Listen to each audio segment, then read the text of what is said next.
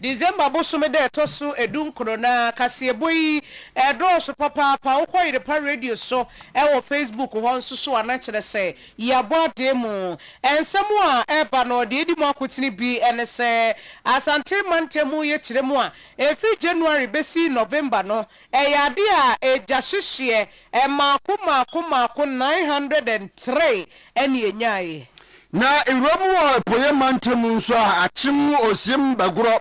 kwantenpon wo lekyem de metro mass wona baase bi akase esiwo na wotwa aduani a weja na odinkonhyale bapa Ghana mampenyi John Dramani Mahama trese ebibi mai yema yenkabom ehia yente kanin titimu a na ewo ho no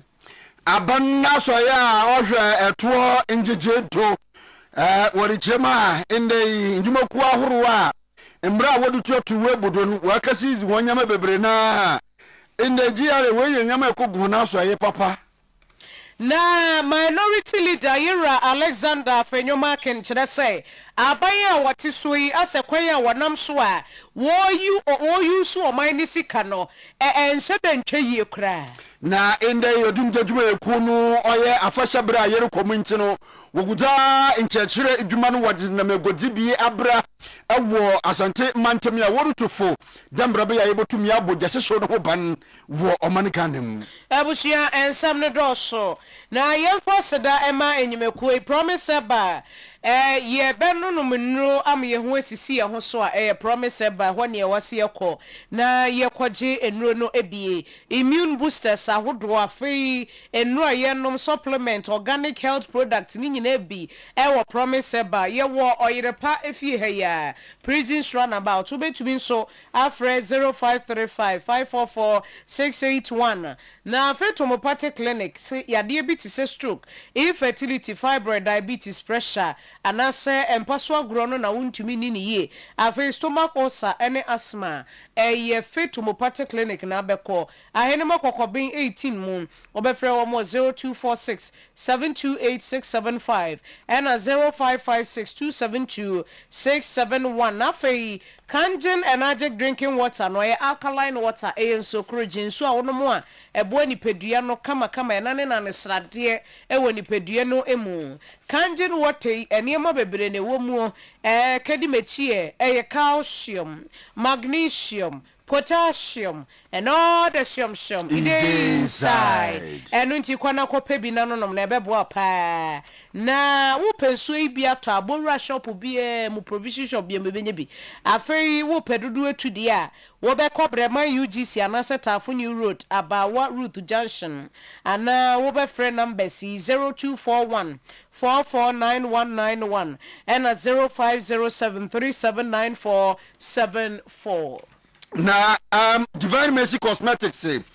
the bra yebedi bonyi woni nyama no attitude na body cream na lotion afa semina horo ni na wakofa fital and zapa as woni semina horo na di gwaren na as body cream na lotion so le srawo we no do aboboa wona manyi sansa krodo so dwiba nkusa nyinara no obeyi foma we no wa todu ye papa na occasion dresses shoes slippers and afa person in UK and US wakofa ba makeup na accessories so the Divine Mercy Cosmetics and the Erica Cosmetics wakofa ba in the wonetru akwan wo edum Mrs. Anoche Plaza abosandani muhorara 0553457200 na ebefo na Oyerepa electrical sinkania papa fie home appliances na electrical gadgets wakofa solar and rechargeable fan was aba ne bude fom ye papa Oyerepa won krabata ebasa edum pizza kijitia importem wonyi makatini je mi edum Oyerepa building prisons around about edum antata kufo abosandani mu saba kanya 0536095966 nyama ba fra Oyerepa izi cerebro Oyerepa beji apomedene nkoye ya entumi ndibi mo wonwanje entumi ndi wonum enam ena aja nkoforo bo wiedban ena nunum za oboru nyina no nya apomedene a entumi nya ne dam tim kanfo da mo bom motenara ene biene baasa waka na abronya so ka so Oyerepa wa Dr. Mensa Herbal Center stroke hepatitis B hypertension mana menyina wo hia awo asthma impom ngita wonzire no Oyerepa nyinara prostate diabetes sisu Oyerepa ma woni nsabu no nsisiro ewo kidney ni mu haru biara wo bobo no won cement correctment herbal powder no or immune booster about quenching yerba who in yara cement co capsules no cocoa edru tatahuye papa cement black powder on oyi fi and a cholesterol yara if you system na fe cement man power capsules cement man power capsules yey omo meyin wo jack ginam ye papa ya wo wasem wo mpama nya guru ye pa ntin meyin a wa yembro no nkopa bi na wo nkobata huru wo man gana minkran Medina Zongo Junction kaswa wanyi insenya senior high school dem heko foludua old slaughterhouse wo takwa de woni secondary college dem so sunyane wo Presby Junction afi takwa woni Dr. Forson ya Urban Central Church of Christ and Unity enhwe kuma se boko kochi from 0532 92 8095 Adishimama yeni amote yenka enyumrei eyeme nana efia broni papa bi pesa white meneko fante uncle ebo bani the pafo oboho bojaye ifiala yekọ na yefri asam nsam na sa na yetmo loko epoye mantem achim osem bagro kwantempono to ene wole kirema metro mass transit mechira kufo base hone cars bi kwantempono du wakase esu obaye na wotwe ebienini a wole kirema de ode onamdoma baby osinto de nkonhyere baye papa na hina mandibonyo wo mpotem George Buta ko nyi amanfa wo ko din komo wo kire woni nsem kire no kona ore ho woni kanka so wo twa kal kwana ma ohawa ode bro ho na impono woni chim na fa belu twa kwana manka kala abona onya asem kakra bakwa na George Buta nyi amanfa ni din komo dei ina wo kire mfai begro ene ne na ohwe bia ya yigina yi a basi hwese ne ekwan no esifatie ekwan no ye ketiwe bi ohwe eye car tintin yi a eye timber kese egugugu so ne ade nyina aha na omofa ekwan no aka ketiwe bi basi sesi ha na wotwe miensa kuretwam na wotwe pepepe ni a ankato yerenchem kese eye si ewo biaye ha na yankona yankotie sene omo a ewo mpatem harbi ekaye Frebi mami boachoa mi fie ni baby a bus na asesi no ehwe nim bus no nso be asesi ho no ekọ 2 weeks ni omo meye ho hwe bus no nso to hwe kwam a nyame nko aka kuma ka bi kuma akola bi kra ho bus na chi ho no eti baby pamocho baby a bus ni si na ehu pa kasi akase ni ba enya kwan aji so ye kakra fa ncha na watimi afiri bus do wono mo tie pamocho mo meyi bus ni from mine na ehu ahwe ya ebe ni ebe si no enfa papa ma ye mpese bibi nsu besi asana mpanifo tu ho anamo enti ni nara achim ose bagro kwantempono do metro mass mo ba se mo maginara baby a metro mass mo adu mo nyin mo fa mo towing car no kai mo ka mfon ho course danger papa ama o manfa wo yentu akase bono so Ashanti region and a fire service wo mo akasa na wo mo kire say every January ekwa kwasi November bosome 2025 you know fire wo mo record ye fire cases anase ejahihie ya wo no mo record ye no 903 eninti uhwemu a wo mo kire say 2024 de no na ye 1040 Nese afiwe die na so ate kakra nyame adom beye 137 cases ena efiri so na efiri yesikapayɛ wono ena woni ACF the 2 Peter Tete ekasa ya wo kire mu seyie Regional Fire Command no kasache mu se afi ekwawiye na Kristo ye baba wo no de na esefata se enema hodo a eya ahoboabo anema ye de twa Kristo na wo no onso ade wo hwehye mu eno enenam so ema 9 lessons and carol service no ekoso dwede ekoso ewo Ashanti Regional Fire Command won mo ahwe ya ewo kuma se chirepatre na wo dwede no no enema dodo na ne koso a ebi eye nwum a band no eboye ema wo de twa wo nas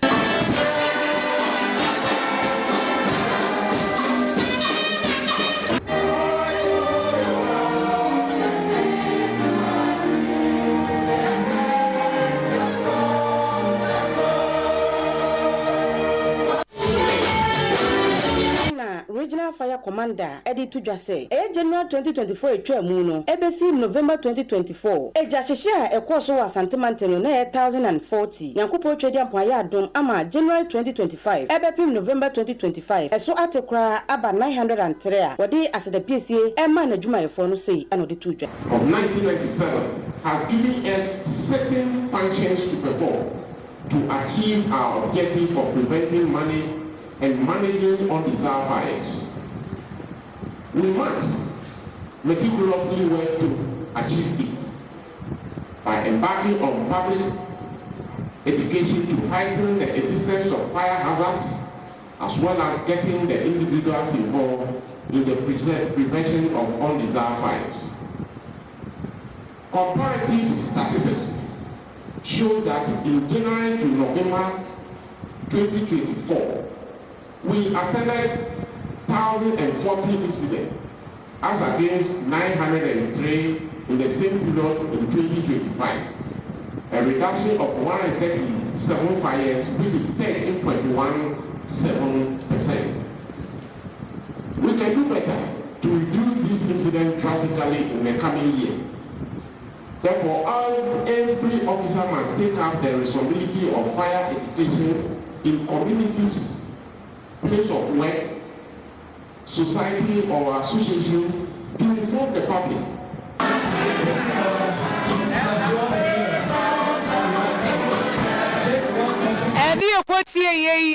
ACF2 in the day wasn't a channel we are doing papa what is a shadow nina dam brande oboboa ma ene bro nya yerikati na nyama horo ayere ye no yetumi aboye ho ban afi ijasese ho no no so ene ne de no so no ofa oye akonya no to odere kasa ruto manfo nyina fo abra na sentofo ho station officer one ababra sali kiremde enyama bia yebotum ya atwe no afi ho a ene oboboa ma yabo oya ifie ijasese ho ban meche domestic fire ifie ne igomna adwuma ya bra ni nyina no olu kiremde ene de wires ahoro a ye de egunyani fedi dwuma no ma wase ni na yenyi na in the satisfy electrician wants samayan afa socket cord fridge ne plug shadow fan shadow otwado wodo o charge phone wodo so ni nyinara otumo di jase so de pa bro nyensu yere bedi knockout ahoro nkrofo botutu bi ni nyinara no yembo yere mmodin de eba ya hwe wo huye papa na wanka fa jase so ambassador officer 1 Emmanuel Ababrase o cheme de in the day wo Asafu Markets Kumasi Kurupon yemu Mada me regional commander so ase because no and this program we nyina man say yenko run ni yenche safety tips ema public no ba nipa bebre enim fire service eduma ye di nipa bebre so enim ye normal and as see aso so ye wo opebrem enti ahwe yie and ese nipa nyina hwe no so yie because nipa ebi wo ho a no cut tututu nipa tututu no out wan hwe na akwachi obi fie enti ye pa ka che public ni say ba enka che o say ne ochina me ba enti ye pese ye nya fire free esmasi and ye back market na che we and ye tu omosomfo enti say o kwa bomodin say waso o light bi na say o kwa akofie bomodin say o light no obedum no ansa na we fi office akofie na say o fi fie so na say o ba office so bomodin say o lighting system na we dem so obedum no ansa we ade we fi fie aba office because dum so e kan ye ho na enye light nko so na echi efie ko nyama bebre para zo ya de titwe gade ni so etimi si fie ana sententan etimi si fie nipa bebre enim ti so wo fie ana wo office na so ho ana sententan na wo dem ho ana office wo bomodi ase obeyi intentan no efifie ho na intentan no so we yi na say in case na say bia na obi hye nwura intentan na twe fie dem ho saa aba bonte etimi so na ehye ofie ana para zo ba mes ye fie etimi ye fie gale etimi odi tutu gare odi tutu pipe no ti so wo to abomodi ase menchechire efan kosie bomodi ase wo bepe votic 20 bi ana gallon na dia tum na we bunsuo egum na wo de si ho menchechire wo chechire to de kosie a wo de okwa abo hwentuma no ana rubber no bo se na enane ntuma na yesre mu amu yusu sa extension board na to carpet se na mu njai enye Station Officer 1 aye Emmanuel Ababrase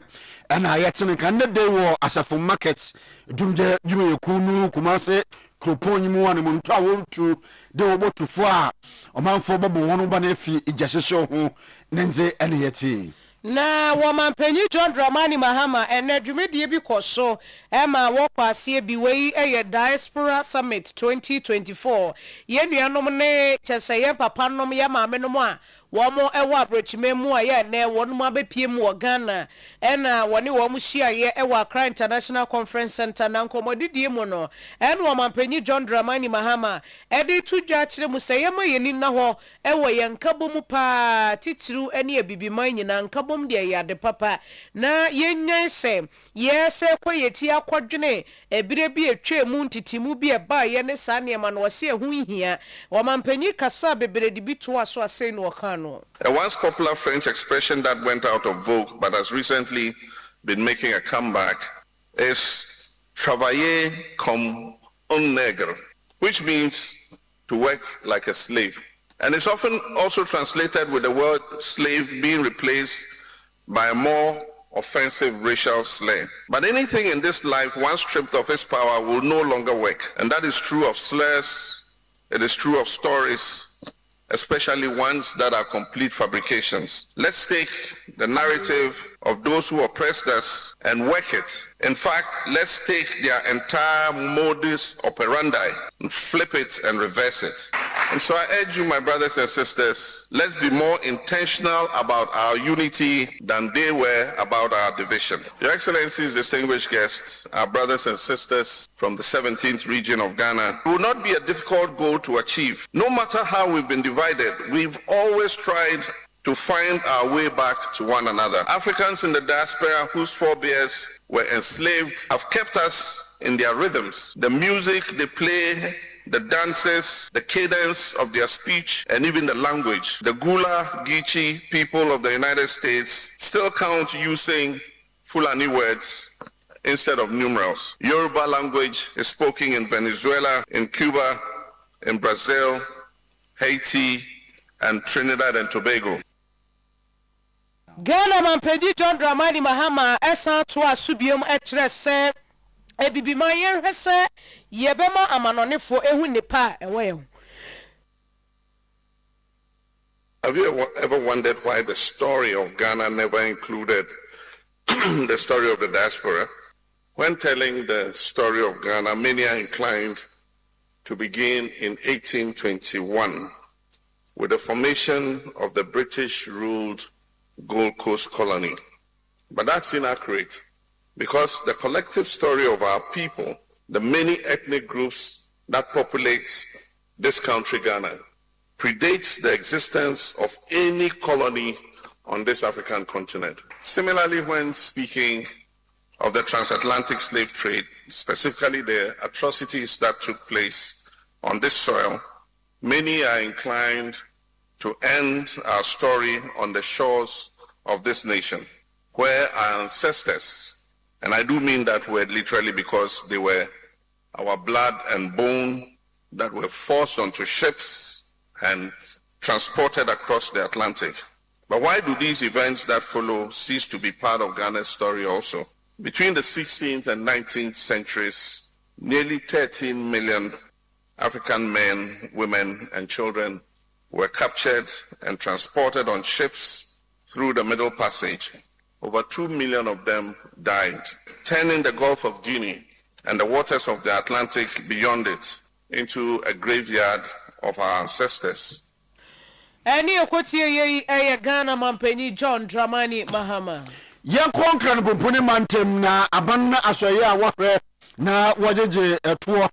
Ghana Revenue Authority weto anamoni bia ine inromu enkran enetama egojibia ahoro biti de Rollins Park Makola shopping mall ena afa shopping mall ahoro a wo oyetama we kosizi inyama bebre na ho wori chimete ine emra ohyede inyama dudu bia ho a wotona owo de woje oye tax stamp woje sisidon wakomu wakohwehwem wehu de bi nsisidon ntinu inyama wa jefi shop simirinya asem kakraba kura na oye GRA wona nkrabata wokọ oye ikrom ona egojibia ahoro shopping malls ahoro na wakohwehwe nyama nyina muden omanfuli di dama embrado no panyin pa oda honano ye chief revenue officer in charge no ayowura kwabena apo ewua anto ochirem de in the day wobu mrado na nyama awenyan wakada wo provision shop GR bobo shop papa obeka sa akoyie na from GR point of view no na nkanye se ne ahwehwe no because program here a fat tax stamp on excisable products and as a products I excise duty also no ya bohu da rubia and nanke fi say sisi aye be buy there nanke be kire mu dwuma aye ya die and said the amount for ACD emra no so e de stamp no sisi so na ye call Accra no Royal Circle ye nyina ye hu de course madi achi aba tema ahanso mahu normal assistant has say and I think say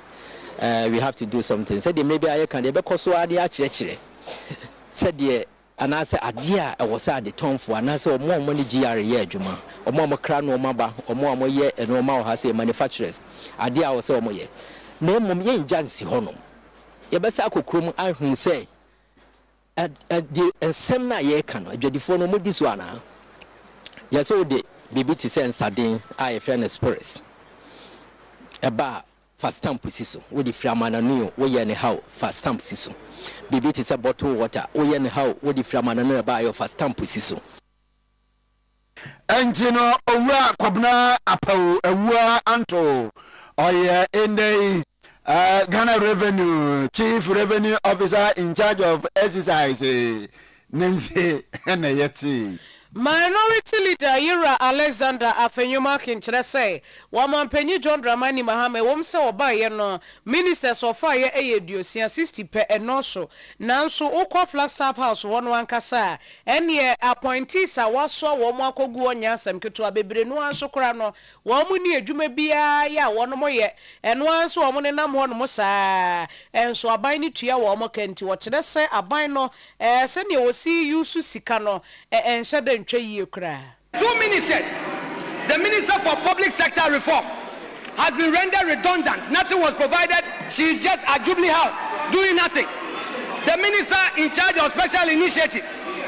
has also been made redundant. He is just being paid salary for nothing. What we know is that so much has been loaded at Jubilee House for compensation. They say they are appointing only 60 ministers. But many government appointees, Director of Agric at the presidency, Special Advisor in charge of Agriculture at the presidency, in addition to a Minister of Agriculture, Minister and Mr. Speaker, I am concluding to say that me, Ameyakeyu Takamba, Mr. Speaker,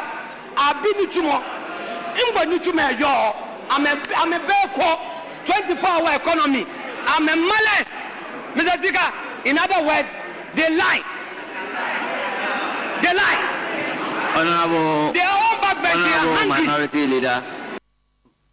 Enti Ira Afenyoma Kenu Obisa no wase mgbenu twumo yo amemale na kire se wase adwuma no a wo mo kanani ho ewe himpo de omo kanyi nyina 24-hour economy na wo mo kani nyina yenkontompo wo mo twantro eno no waka ne nkran no na Finance Minister Dr. Kesla Tofosen enso so ekasa no wo kire se aban no de wo ye bia wo ye ni ye papa ene ye ba ne sikasemu aban na manage niema papa enti se we no mu a no mo spend sika beti enti sika we akoye se ya yese wase andisi aban ba ye enti sade no. Everyone in this chamber believes that President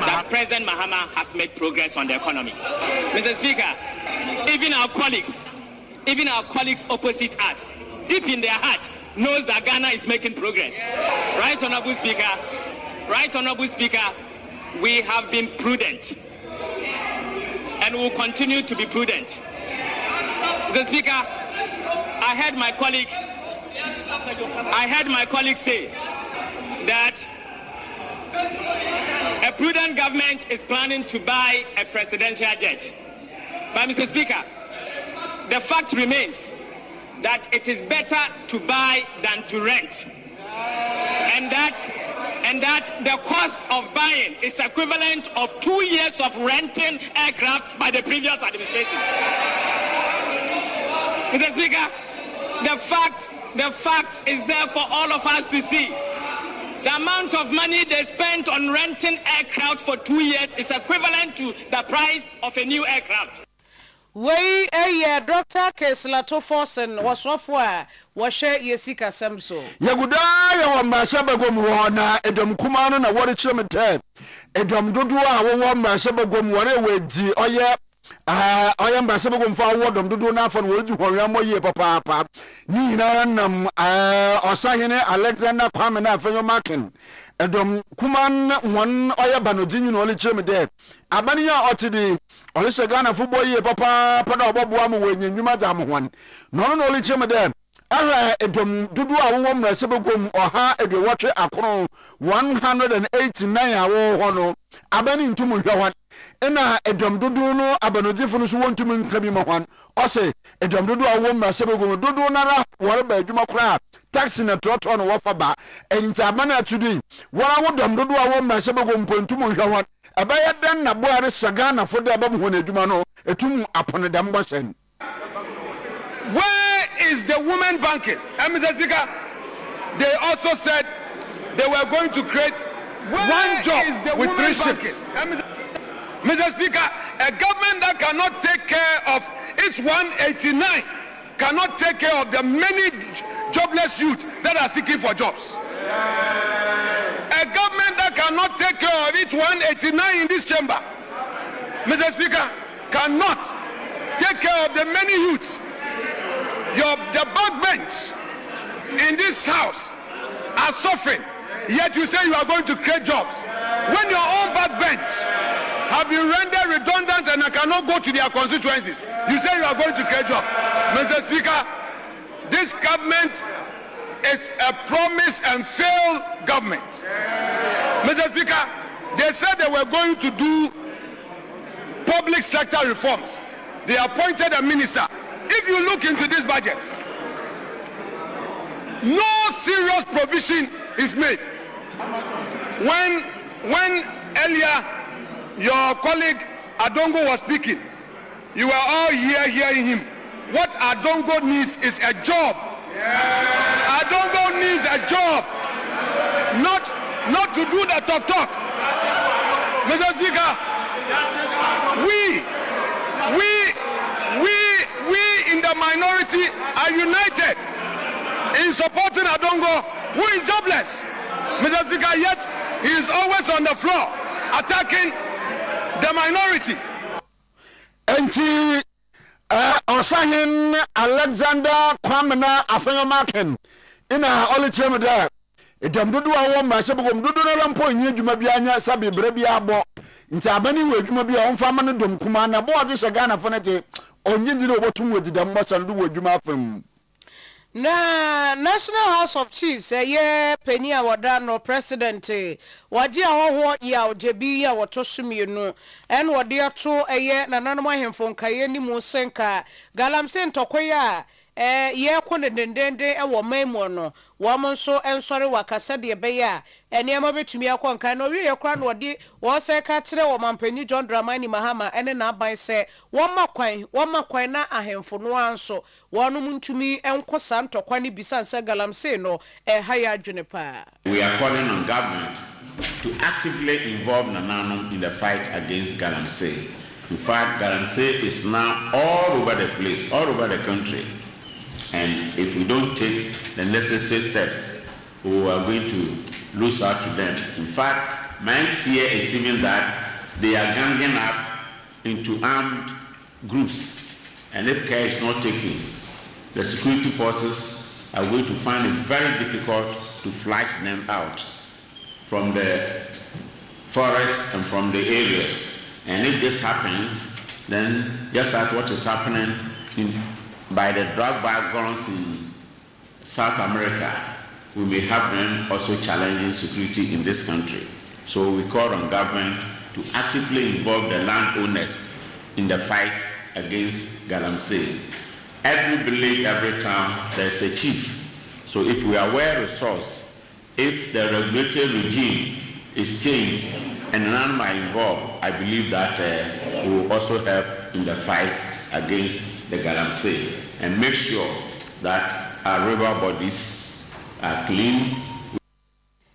Na odi aho Royal JB ya wotosumi enu side to dwatire mu say enka minerals royalties no ade ayem abai makwan na emu 30% yem fanko eye mining communities ahodo mu na yem ko develop on mo san say dru be bia wo hwe mining communities na wotibu say ene ama nko ye kura. I also on your behalf call on government to review the mining and timber royalties percentage given to the areas. In fact, some of us are even advocating that at least 1% of the gross revenue of every mining company should be retained in the area that the mining activities are going on. At least 1%. This is apart from the royalty. The reason being that it is now becoming a curse to have resources in your area. Go to the mining towns, let me cite Obuasu first, followed by Kapa, followed by Bibiani, Konongo, and the new areas. You go to them and you see the damage, the destruction that is going on. And unfortunately, I always use my 1 million as an example. $1 million royalty, government takes 900,000, only 100,000 is given to the traditional areas and the municipal assemblies. I am thinking about anything not less than 30%, because in Congo it's about 35%, Nigeria is 30%. In other jurisdictions, you take 100% and you are taxed. I am not advocating for the last one, but I am advocating for a minimum of 30%. Any National House of Chiefs, one president, no. Onyunyam for Haruna Idrisu, aye Swafwa. Ono na ahwe ehumasuya to wo asoya ahwe ehumasuya to wa oman ganem no no reshabote asoya ahwe ehumasuya do wonye fototomfo asoya yen akaboma in the warhwe na colleges of education teachers association Ghana in the one sikabia wakem enka Ghana zika opepe eduanan ekur warhwe de nsabaka na wetum na wetuam hwan opanyini di damensam yina to go wabra enhumasua aso ye no hwe de colleges of education dam raba ya hunu dwumadi bokwado nti wade ka asen konkonkonko aduamu wache ma ho wade ko boa hunu dwumadi ewo hwan aso ya horo mu. We are fully aware that a well-equipped police officer must also be a well-accommodated one. That is why we are rolling out a comprehensive program. Entino Onyunyamfo Haruna Idrisu ana in the day ochemu adema entino okay entino yeguda na in the yerkamfo ejamao bomwadina na yempenje if you twadoma na yenisaka Haruna Idrisu ndina na okay my yenten insaka ni for Haruna Idrisu. I'm reminded a son of child within industrial peace and harmony on the campuses of learning. When you prolong your strike action, it does affect career planning and the career path development of the young people. I discussed with Honorable Finance to the country because even this morning I woke up to the same matter. We are mobilizing the 41 million to pay. So it is not as if we are not committed to pay. A few last month when teachers didn't get some allowances, they should celebrate President Mahama. We paid allowances. They are really willing to take their salary this month. Those two outstanding allowances that were not paid by the controller have been honored. So once again, I want to thank the Director General of GTEC and to those of you who have the opportunity to use this vehicle to drive carefully. Be wary of overspeeding. For us, it's not just about your mobility, it's about the efficiency and effectiveness of what you do. And this is to demonstrate government committed to improving the welfare of teachers, and in particular investing in teachers' education. As I've always noted, a good student is a function of a good teacher. So on that note, Chairman and DJ, I'm pleased to work with you with government to hand over the keys to distinguished principals. Onyunyamfo Haruna Idrisu osafo hwe wumo shadu o man Ghana mu nenze ene yeti. na kane mampani abedi ekire Dr. Mamadou Bawumia ene yese ene ne campaign no a woye ne lasa wano aka ne de obua wo momentum no wo soro enkrofo se ne omusi support no no nyansam keto akra ne yese electoral area coordinators a wo mo ewo union ave kire pone any constituencies ahodo one of East region no ebi ti se saboba nso wo northern region ave kopie mo ebi ti se yagaba wale bungurugu yo nenka hu we bungurugu yesu kopie mo se nkronkro nyina kire se electoral area coordinators nyina kire se oh Bawumia oda why if you sleep woda kata weni na da enyini bibia don't think about anything Jenese wodi aba no ya to ama wewie wa na woko na yenkotie wo mu I think Yunyo constituency electoral area coordinators, we even told Honorable Oscar Lual, our former member of parliament, that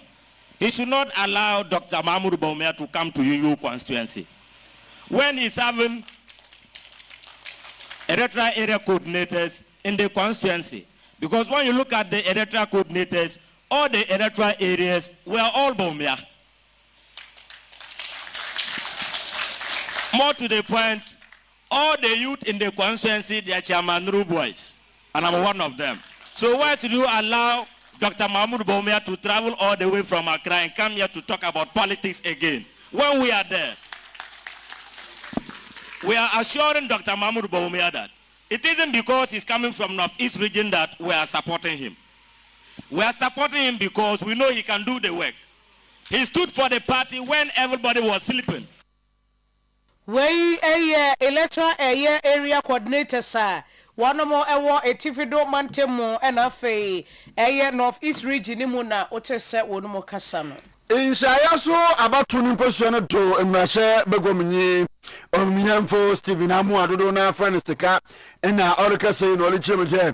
enni samanyi ko bi no wolutu anamoni bia inne wariyama ebufu anu yadini ye papa waba hye esahena wo MPP amanyo ko no mu nti olesede eni sifu beje na fi no nso no inne esi ahene fo nso no mo wonte mani sire yen wo se eni sifu wa hyeda wo the campaign jama onyumnyam fo Kennedy compare ku Japan MPP abatu ya worokoto no we koyi oye Franka Tunyi wa fimpino ina edonu awotwe oye abatu no mu no MPP wonyimde eni sifu nyimde Kennedy wodene ba oyata obe bito biara wodi ni bebe biara ni sasunti one penny de minti wa sada wori ya campaign da Kennedy dam roba ya esi ahenfo awo MPP mu no wonu bubofu na watu de tia oye Kennedy compre ko Japan na sekali chirem de impemprenya ye wu MPP amanyo kumi mano ho aye hom ma woto na oboto mo botu mwaji mampanyin mo botu mwa kwa abato do waka gitum zabre NPP the man of the movement no e Kennedy akompre ko Japan ye won mo from for bi oto aba man DC don say da nya NDC bia e bia sabi on nam ene on the party ko say dan ka ba bi op NDC en wo fu se Kennedy ye obi a o man wo kan ko ne ade Kennedy abi enwuma Kennedy ayese Kennedy obi obo ni pe wo fo enti o pen wo no ho ene ye wo NDC mpanyimfo ni bia da afraid of Kennedy me me se ene wo mudi nkomoda bia o se wo mudi wo so Kennedy baba ene Kennedy o mudi say so wo ba bonten be ka Kennedy a ordinary MPP ma wa anwira nkwa akira o be ka sa ha NDC be yamai etiantuma no NDC for be say in their own thinking o ma jimi to the stand sorry o me ndu mi nuanu matem NDC for who so ma jimi to the stand say Kennedy ba na o mu nsura o metra say o mu ye campaign amanu because obi abeka say na NDC no na ebe yi na ntuma no NDC ya very smart eti so o mu nim say Kennedy o metwa fa no so sampo a ko be campaign amanu o wi say o mu ka na wa Kennedy the one ensure no ubetimi no Kennedy is the man of the moment. Kennedy is somebody obejina between MPP and victory 2028. Kennedy is somebody what me yan hyehyaya untimi me ya police station executive e beba ba mu 4 years na obusuani obanya hwe obaye police nyeso on qualify you enso wa bre no unya Kennedy say it is impossible under his leadership. Minister abayesa no obeyi we ban chreze on qualify Kennedy so obefnya sa no pa kire oso obemi bie human investors as and what can central region the name of the investors are doing voter region okay what koto asase 30,000 acres ne ebie say anyuma na so wako school so unko school so we hwan obenye dia. So Kennedy's message is very clear, very explicit. It's without any ambiguity. Ne kwakwa mun na sikari chem da ngofo so ya na Kennedy nanu yatin ojisha ho ba ena bibia obotwem mpo no otakopa kire ankana sam ina onyi mesiafo ko ena ba were no so munyina munye ebi obi anfie so kra obeye po menye Kennedy pon ewi ase de nyame betumi aye no enye de nipa se ye fu ye hwe o mi de nim se nyankopon bo wi ase nansi achi no o se bibi anan bi ma ye bia eye eti nipa fu eni wi ase ti omu de omu ni Kennedy atem omo nka de omu pe ba de mi nim se ye fu obi Kennedy onu nti obi be nyankwa onu nti obi betumi akọ school onu nti MPP emire bi di obo ma etimi wini power ni sika na ho oden enem nim so obi di Kennedy oba o san beji tumi ama MPP a oba buo mi ebie nyuma akese yentimi nto anka mu bie manda Kennedy yentimi nto tomatoes mu banche ampro mu bie enti onyiminyamfo Stephen Amwa dudu na reference tika inshaya so abatu ni person no to emrashe be gomunyine nje ana yete do robo Kennedy akompre ko Japan ne hu de wura kire amansan yinaren na sɛdeɛ bɛyɛ a ahonedie bɛkɔ nti no Mensi Krachi Penny ewo asene manso akroso ye wepo ye mantemo honorable Erica Hinakwa ena wade dustbins mako 200 akoma communities ahodo mu se wo munyi mfensisi miamia se de beya ene ye bole kurawa fa nkoto fom fato dustbin ni mo na ebra wo mo che dustbin yi honorable Hinakwa ebo modia kasa ye de tudwa kire se assembly na ye na adwere se wo mo beye nhyehyeye beboa ama hunidie akoso e okru no so na yini mse sabe wotina abrochira abrochiro ntumi no nsuo na onfa ne den enfan to from e wa bra ye wo dustbins a ye de sisi baby e wo se ye dis enti na emra emma ho kwan se ye the dustbin abisisi wo de amount na wo de nsuo e to from de nsuo robbers enom ne ade e to from a aja se wan kasa ye man go for ya ko clean up exercise me start wa chima cross na me sane me make announcement say me be say across sane man so across so yeah one of the best cleanest district wo Ghana enti me no coordinating director and assembly no join me say I was here procure 200 dustbins na me kwa na maka na we bisa da ben na me say petrol montwen na nyame adom amode aba enne na ye de ma assembly no members na assembly members no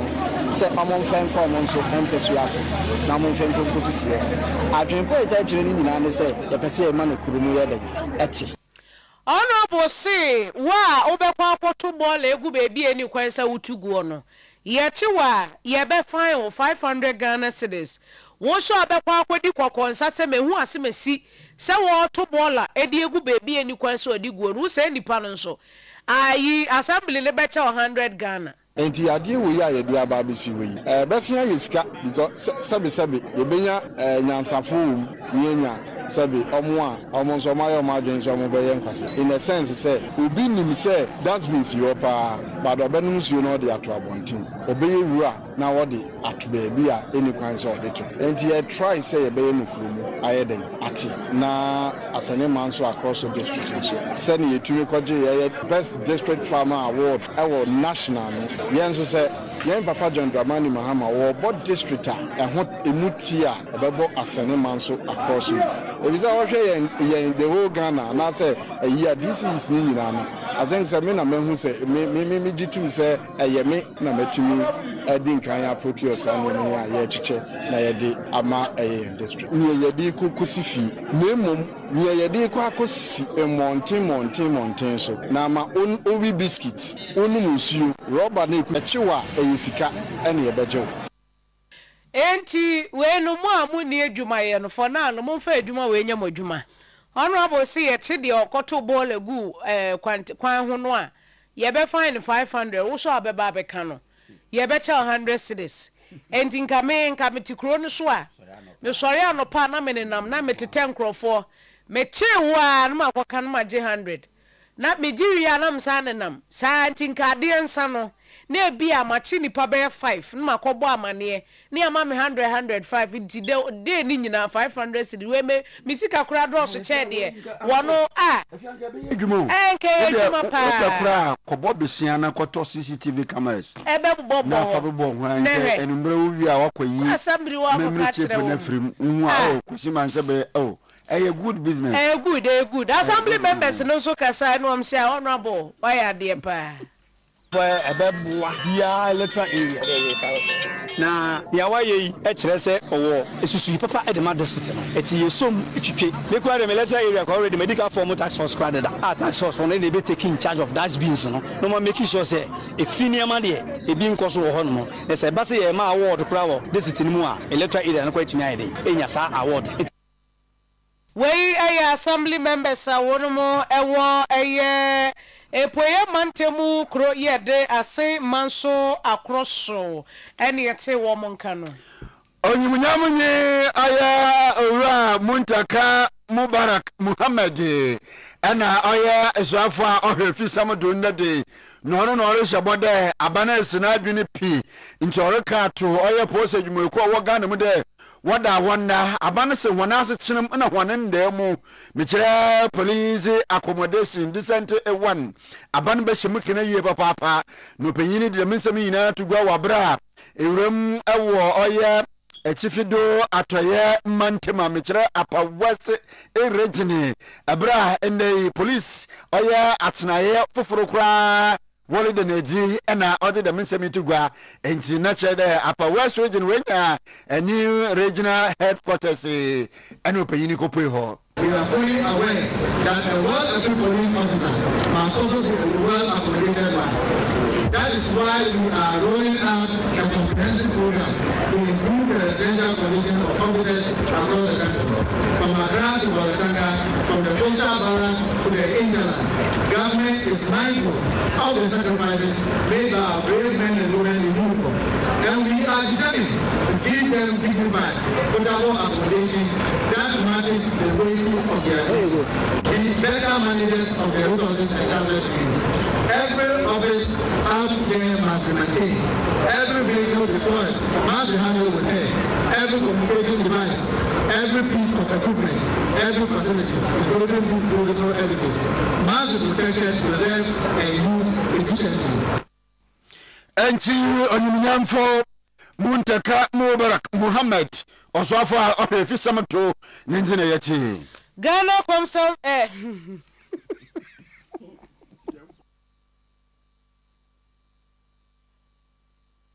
Ere Friday. Wa kan dia wa kan ni. Ai gonzom. Ai via. Friday we be there. Mo fanti yeso na mu nse mi tia mi. Mo fanti yeso. Asemo. Ai we fanti. Mo fanti yeso fe tia mi. Ghana Customs Revenue. And one customs so na me be kan akumeka gonzom yi. Hey. Adwen to de bia wasem no be kan adwen no aka asem na wiyo na ze be pie wano aba no e ho na case but abansabo say custom division o me bie Ghana consumer aka ho Ghana Customs Revenue no en wo mo kire say akosoro pa Ghana Customs for mo so mo revenue ana o musika afi wo mo anteje no akosoro papa wo mo kire say afi wo mo nya 3 billion 179,128 there be abroad 3 billion no as a 3 trillion 179 billion 125,238.11 pesos. Sika womunya ye free afia from January to September. So yi nano 2024 de no a na wo fom. Enti afi we de ndi akosoro nti omabo adwuma pa no kire se ni nyina ye mampani John Dramani Mahama na administration yi ena say tumi aboa ma ye adwuma sa no executive secretary Edima Importers and Exporters Association of Ghana ora Samson Asaki Arim Robert ena wakasaye. Ghana ports remain the backbone of our international trade and a major engine of national revenue. Data available to us indicates an improved performance of the integrated customs management system ICOMS in terms of government revenue collection. Compared to the 2024, I can state here and now that custom revenue has increased to $3 billion, 179,125,338.11 cents. As at September 2025, up from last year, 2024, January to December, ICOM gave us $3 billion, $108 million, $226,000 and 40 cents. Have you seen the difference? We also acknowledge that tender challenges were experienced in ICOMS, particularly intermittent access issues, which affected operation stability for stakeholders. Eddie Aquatia,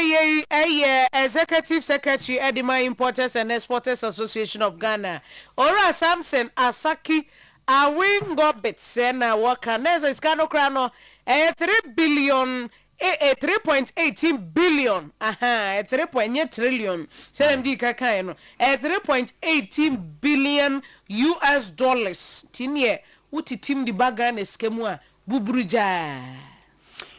Onyemnyam for ama Kofi Bua Emmanuel. Ena ye eswafa ohwe oman Ghana. Efom eguji edo na inade inamobwa adja chen. Nona osu no ye swafa ohwechi acting environmental minister no na ode ene inkrata bia kotu oye mbasebogom anyim de wondan dem no wontintim no won mayembre na oman Ghana fom aguja ye wono ankoranko bi bedo oloboto a yen ohoma ebupen ichefa ye wo mu no yentum yempagya mo sane de demabri ya yere kase oyada inna de ifom aguja ye wono ankoranko bi bada so oloboto a imfa echefa yenya no ohoma ebupen wa brodo no ye nupe no na Ghana fo akasema ye wonda dabi onyaja otwe kura enti wodenkata san akotum na sebegum no wo hyamra fofora inne obotum na waboa ma yetum yepagyo no no cheme de emre ya woja akotu hwei wontwa oye ebabiara nto hoda eyi ne yepede yaje na momum na sebegum wo sebre no wi ibi obotum wepagye no mu akọ oye ohamu ebupen idu ebien na mankrofo no kaka de oye ebupen ohamu ebupen ekoro no nokore biara nyim onyamfa ma Kofi Bua inna de odedama no to go chiremede. Today I'm proud to say that I have brought an elaborate regulation that gives us a sliding scale agreement. What is the advantage in that? The advantage is that it allows the state to capture the benefit in good times, like in the gold sector. And I have to tell you, we've done it across the mineral sector. In the gold sector, for example, when the price, for example, in the lithium agreement was negotiated, at that time, lithium was $3,000. They achieved 3,000. They achieved 10%. But today, with the sliding scale I've brought, even when we get to 2,500, we achieve 10%. When we get to 3,000 because of the sliding scale, 3,000 plus, we'll go to 12%. In fact, if you do the calculation, at that point, it means that 3,000 government is saving almost over $500 million.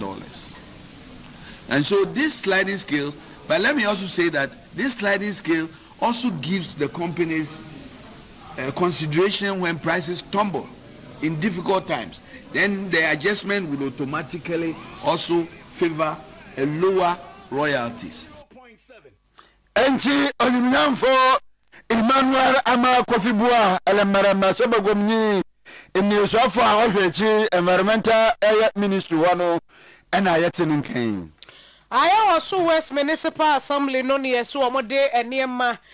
edia kwakoma yenuano mo asebie wo medi dem 54 persons with disabilities there so mo yenipa makoma kwaduonum enan na eniema wo mode koye no ehu sika sombo 120,000 Ghana cedis ebi ye deep freezers wash sewing machine printing machines afei more na wheelchairs na polytank na laptop nyina ka ho na ayewo so West Municipal Chief Executive Dr. Michael Mensah wano en wobo modien tu anamo etese na wowie no wode nsema hodro etudwa. John Dramani Mama Eka say persons with disability yeah be support you more be support you and intina we share a present district assembly common fund for disabled no has been increased from 5% from 3% to 5%. The essence of it is to provide them with more support. The essence of that is to provide them with what? Livelihood. And that is why we are also here this evening to support persons with disability. Yeah, the advice for the beneficiaries, they say they should put the items into good use because we believe that if they put the items into good use, it will help them in their businesses. And you quote ye Dr. Michael Mensah, I also West Municipal Chief Executive na Greater Accra Regional Coordinator, Emma Ghana Enterprises Agency, Jemima Arthur, and so the be at also. That's easy. But also already they have gone through a training in ASEFO. Until the mechanism Omontoswa and Koso. Who start here be bani and the other. And normally people think say who start business you need a whole lot. But the mechanism they don't need that much. With startup case here their mom who veranda be on mobi person or pamandia wa shisha machine where to try in your mano then no so no bonkwa recommendation member. Obi muso ye one pam we ne ba no anya another customer account sanity enti they receiving startup kit more month na wo say minya shop minya we ansa na metimi start na woni a wo munya ne ma ne bie so eda honorable asepa nya me ko shirani ko oje ne kisia ma se bi nya me onya ma me ko yesu dinti obi ne kola me ka na bia ba so asara buaye nya ma ne bi ka da ye aduma na so no ma da da ye e do di ne kola me tira ka kan nya me ko shirani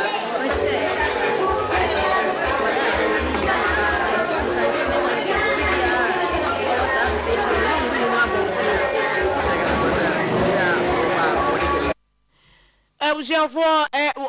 onso mani age enti no na enyom na no ode pa nanso ni nyina mu no mo kire se wo mo da se papa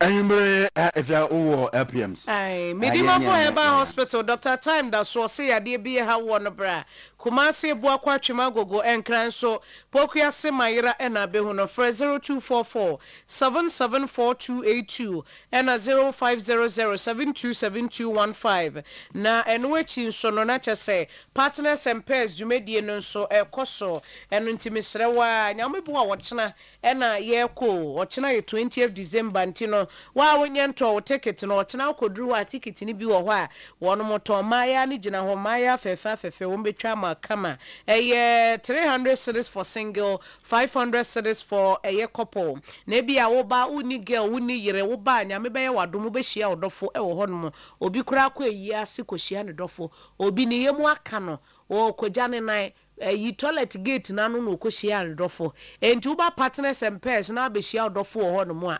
enu kra de jai enya asem keto akra Mikado Plaza ochena ene no edum ha ya asofo a wo mo be kasa wase Pastor Patricia Morganishon ena Bishop Dr. Stephen Tufo na side attractions ne de bebre pa program ne enwumre nonum ye be ye nuane ahodo nti ubedidi kama ena afa red carpet nso ho live band 360 video boot ho photo shoot na pesa o ye no nso so betumi aye ne kama na wo penchire mu bia na mema no mo ba mo nhya no nso se mo be suit na mo bom bow tie kama mo bom bow tie kama de atoso kama na ema no nso so no dinner wear kama pa decent one ya de onofo be yi abetofom ekotofom obi be so anom enti nkɔhyɛ no ma mesrɛ wa hyɛdeɛ yɛ kama ɔba kra kata wo ho a wa ho ofɛ ne wo hɔ e wo ho aha enti ne mesrɛ wa bomɔden ne bra assorted foods ni etese no kra de se medikan aka enti wo penkyerɛ mu bi afrɛ 0506 044 834 ɛna 0249 725 017 ɛna daakye ma season 3 ne nso ɛyɛ kwasi ada bia ewia no miensa ɛdwoada no okuada so yɛbɔ repeat ɛde ma wo na mepacho obe dial star 920 star 55 hash no ato aba ɛde ama onipa no ana wabɔfra no vote easy app no so betumi a download to Fetomopatic ɛna so asene frɛ to 0244 583 859 and afin so yeye program no ewo Clocksack Hall Kumase 2% oba asie bia for number 0242087473 ma yemfa eisu entuato na ende oye ebusia ensase ya oye buruku ahojo wo atwuma nwo bieja noto krosin mu asantimantem hiara ana wose yemfa da makonye to nankabwe wonte na oye buruku ahojo ende wo oye ahojo hono nana asaman kwawo otodu ebien oyeko breman hin ena ose yemfa da mokwan de dem oye akunwe ne nsase a ende odahwei obi biara anaso gunya no do a orite yin na wakoto asase ewo akunwe asase ne bi hon omomodinara na finne ya yerikase kosi oye nefo nkonkonkonko ediesia 60 days oya busum ebien bomodinara brahimfie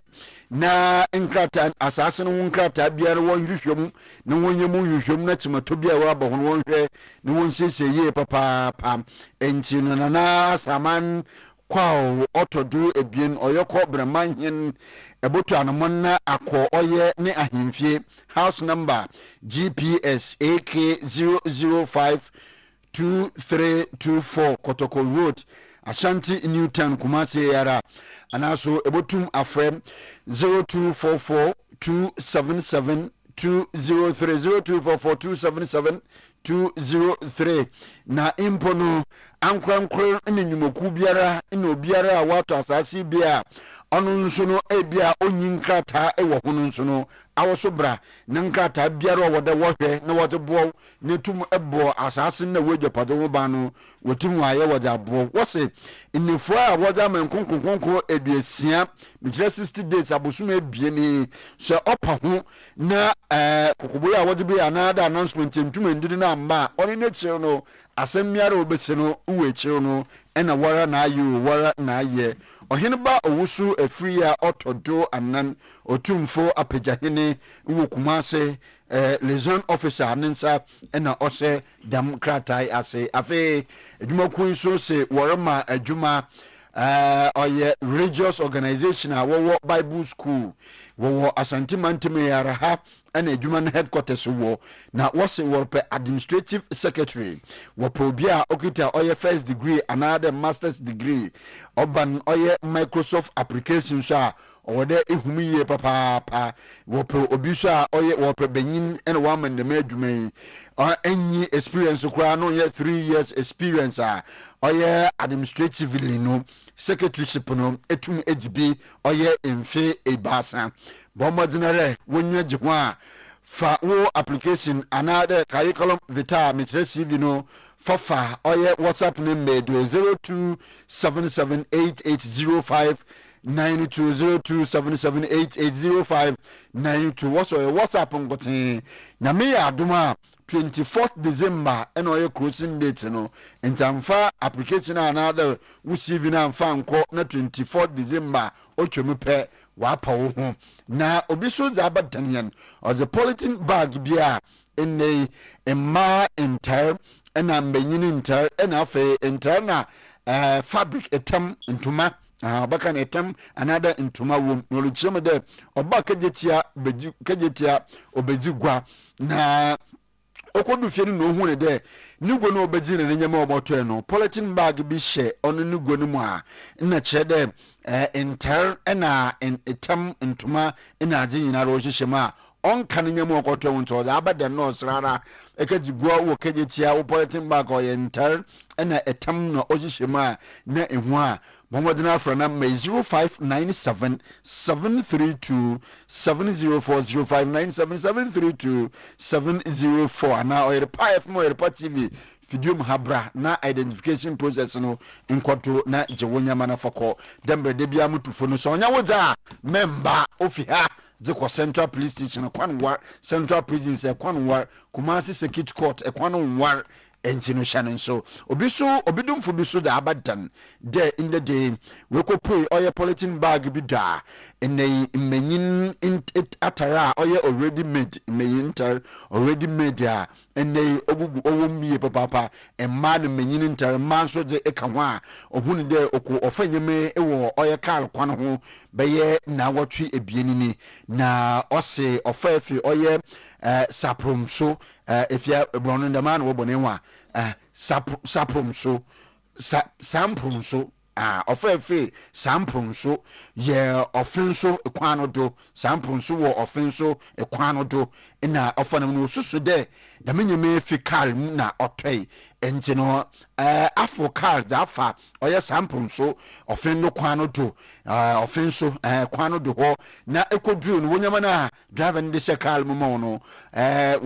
enhu wayo a na chere we fi atofo ana so so mte da mpo na bia wo so wonyama bia kayo na so ye da menyeme ya bomodinary for 0546 875 426 0546 875 426 and 0547 367 616 0547 367 616 impone botuma boy reply from my party video ha na identification process no what you do ejamon afutu no mo twodunyi so nya woda wo bibi nyiwa member be na wotwe miensanie na sprinter driver bi ede eye sikebi eba fie hanumo eseye na wo kire se wo drive free kedetia ede ko offense ene ohun sikei ewo ne car no emu ebra okokoduru offense na sesa abre na nipa no o moteka ne munyina na obi esisi na ohun sika no ena kire se ode ebepie mu ewo eye efie hanumo eseye eno nti se wo fa car free kedetia ede ko offense ena asi fomu hu se usika eni hu a driver ni no wamfa ode abefie ha entu betumi aba no aba abekire se ne sika no sitie ne dodo ne bibia e wasa wo kire bia no na yede wade ema wo afei obi nsoso ede 10 liter cooking oil ede abafie ha se yese na ka bi ekọ ka na ekọ no na cooking oil no efree ka na so ebebo fom ka no na ewo breman woni eye ahemfie no ene di hwe ni bebi a ka ne kodru ya anwane to fom no eye breman ne breman ahemfie no edi hwe ni mu nti no ono nso so kire se ye bedi bronya de nko obehia anwa nanso obi ade de ontumi mfa ne saa nti ode anwa na befie ha no se wanwa ayira bomodin abra Oyerepa fie ha ana betumi afre 0533033663 0533033663 ufra na wachire se ne anwa ne sitie na fe waba beje wade Kasiabona si Yera Emmanuel Odro Korea no yesemufu penyin Jimmy Cliff producer na server room edisi wo ho edisi pokuya ho doka so ho jo ho Bismarck ho Sly ho achi wo ho ne dubu ina ho pempem for no na studio sa de Patricia yake abonike ena afi amanse de se na yo pepra no bo yin chi dom de producer abonike so ha wo ina wo ye benenu anu me bio na nwumbiri ya be bo somo ya me da pafo obo Kasta uncle ebo baini ena nana efia broni papa bi pesa white na uncle boy megusu ameka kire fe yasefo se ye wo mo amunye nko na ho nkoma ne yakọ no mo nkoma ne yakọ sanse fe yase hema o wato entina wase ye koma fe yase ne na da jamra ya wo dikan akoma ne yako ese fata timi gusua nso me ma ne hyeden papa na mechia na nanso pi Yerusol to mafama lesol emampanyin wa batena se mpanyin batena se dia e no on the call o di kan boko